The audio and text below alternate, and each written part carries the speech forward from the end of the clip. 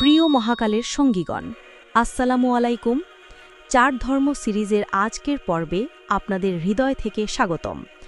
আজ আমরা শুনব এমন এক গল্প যেখানে সংসার হঠাৎ এক নতুন বাঁকে পৌঁছাবে। রাফির চাওয়া, মায়ার দ্বিধা, মুক্তির চোখে প্রশ্ন আর দোয়ার ভেতর ইবাদতের রহস্যময়তা মিলে এক পরিপূর্ণ প্রেম ও দায়িত্বের পরীক্ষায় রূপ নেবে।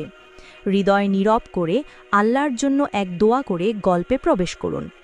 পর্ব ২১, নীরব কান্নার প্রার্থনা, চার ধর্ম সিরিজ।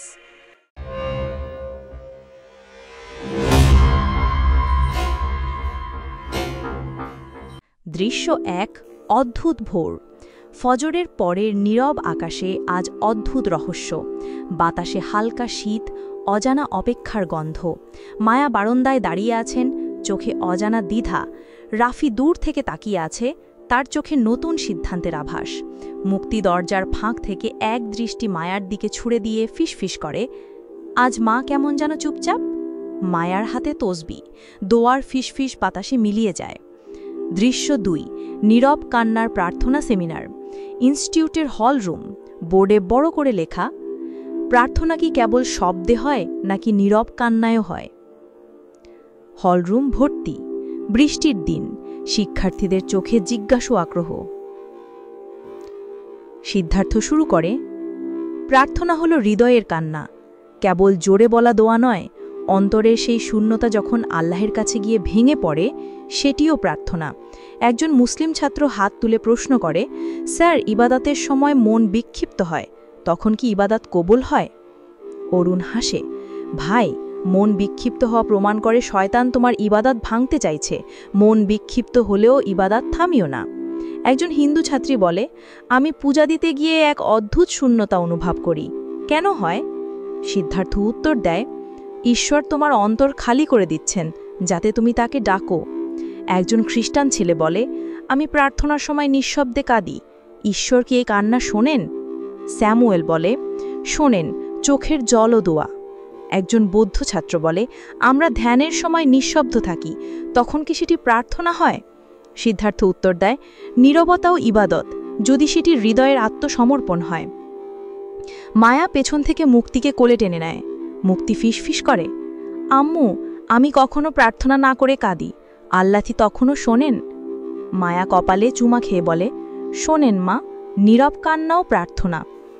দৃশ্য ৩, রাফি ও মায়ার জীবনে সন্তান নেওয়ার কথা ও নতুন মোড়। রাত, হালকা বৃষ্টি। রাফি বারান্দায় হাঁটছে, চিন্তিত মুখ। মায়া চুপচাপ রান্নাঘরে কাপ ধুচ্ছে। হঠাৎ রাফি মায়ার পাশে এসে দাঁড়ায়। রাফি ধীরে বলে, মায়া, আমি চাই আমাদের সংসার পূর্ণ হোক, আমি চাই আরেকটি সন্তান। মায়া থমকে যায়, চোখে অজানা জল। ফিসফিস করে, রাফি, তুমি জানো না আমি কতটা ভয় পাই। একটি সন্তান মানে দায়িত্ব। আমি ব্যর্থ হলে? রাফি তার হাত ধরে, তুমি ব্যর্থ হবে না, সন্তান প্রতিপালন করা ইবাদত মায়া। মায়া চোখ ভিজিয়ে বলে, আমি চাই আমাদের এই সিদ্ধান্ত হোক আল্লাহর সন্তুষ্টির জন্য। যদি আমরা নিই, তবে হোক জান্নাতের পথে আমাদের সৌগাত। রাফি মায়ার মাথায় হাত রেখে দোয়া করে, হে আল্লাহ, আমাদের অন্তরকে প্রশান্ত করুন, সন্তান আমাদের জান্নাতের সেতু করে দিন। দূর থেকে মুক্তি ফিসফিস করে, আম্মু কি আমাকে কম ভালোবাসবে? মুক্তিকে জড়িয়ে ধরে, তুমি আমার প্রথম আমানা মা, তুমি আল্লাহর দেয়া প্রথম ইবাদত। রাফি মায়ার দিকে তাকিয়ে হাসে, বাতাসে দোয়ার শব্দ মিশে যায়। মুক্তির ডায়েরি। দৃশ্য ৪, মুক্তির পথ নির্দেশিকা।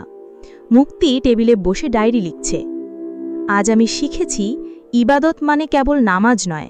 বাবা মা আমাকে শিখিয়েছে ইবাদত মানে দায়িত্ব, ইবাদত মানে ভালোবাসা, ইবাদত মানে নিজের ভয়কে আল্লাহর কাছে সমর্পণ করা, ইবাদত মানে কারো চোখের পানি মুছে দেয়া। আমি আজ দোয়া করেছি, হে আল্লাহ, আমাকে এমন বানাও যাতে আমি হিংসা না করি, আমার পরিবারকে জান্নাতের পথে রাখো। আমি বড় হলে আমার প্রতিটি দায়িত্ব ইবাদত হবে, এটাই আমার মুক্তির পথ। মুক্তি কলম বন্ধ করে বুকের কাছে চেপে ধরে। জানালার বাইরে বৃষ্টি থেমে গিয়েছে, আকাশে রোদ উঠছে। গল্পের অন্তর্নিহিত শিক্ষা। প্রিয় সঙ্গী, আমাদের জীবনের দায়িত্ব, ভালোবাসা আর প্রতিটি নিঃশ্বাস যেন আল্লাহর সন্তুষ্টির জন্য ইবাদতে রূপ নেয়, সেটাই এই পর্বের শিক্ষা। ভয়ের জায়গায় দায়িত্ব নেওয়া, ভালোবাসার মধ্যে আল্লাহর হুকুম মানা, সন্তান প্রতিপালনকে ইবাদত মনে করা, এই সবই আমাদের জান্নাতের পথে এগিয়ে নেয়।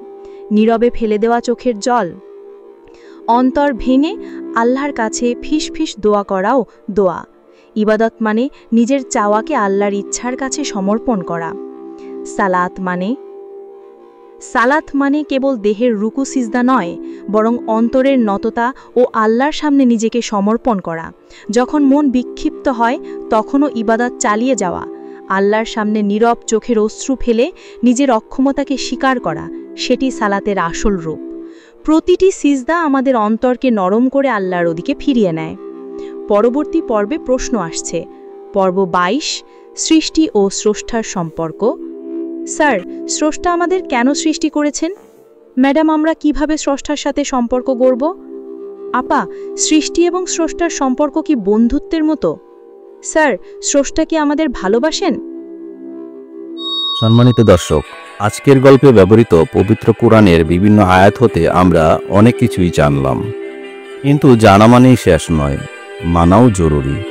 সত্য জেনেও অবহেলা করলে একসময় হৃদয় অন্ধ হয়ে যায়। আপনার প্রিয়জনকে এই ভিডিওটি পাঠান, যারা হয়তো সত্য জানে তবু দেরি করে মানতে।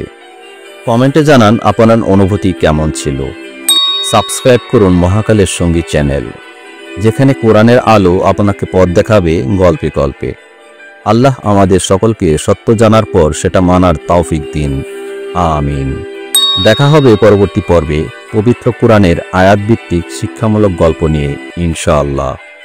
সেই পর্যন্ত এই পর্ব থেকে আজকের মতো বিদায় নিচ্ছি। সংকলক আমি সহজ কবি। সকলের জন্য রইল আন্তরিক দোয়া ও ভালোবাসা। মহাকালের সঙ্গী হওয়ার জন্য বিনীত আরজ রেখে বিদায় নিচ্ছি।